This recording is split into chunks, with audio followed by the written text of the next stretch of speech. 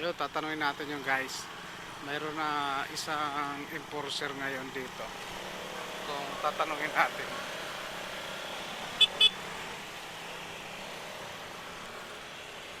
Sir, magandang hapon.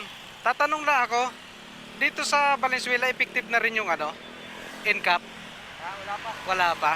Um, ano naman yan sir? Tawag dito info ganon kung maglalang. Wala pa. Sige. Wala pa rin siya. Sige, salamat po.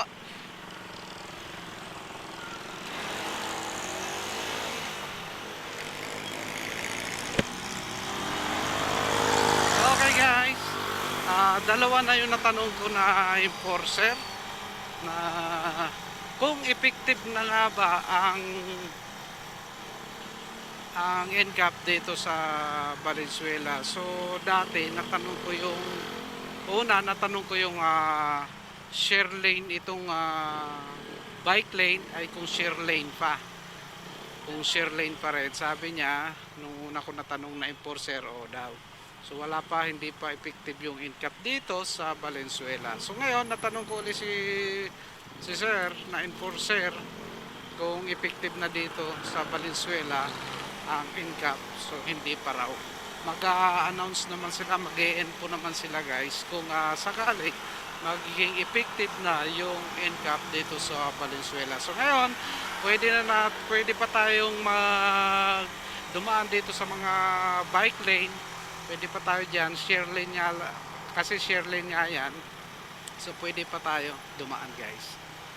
Kung sakaling ma-traffic, pero kailangan pa rin natin priority pa rin ang mga bike lane para sa mga nagka-bike.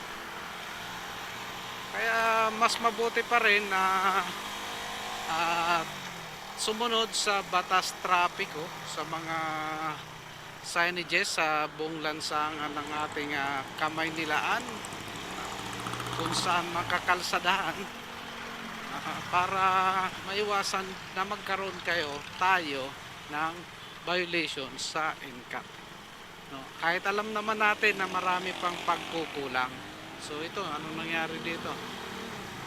Okay, wala naman. Tuloy-tuloy lang daw siya. So okay pa tayo guys. Pwede pa tayo makipag share lane sa ating bike lane.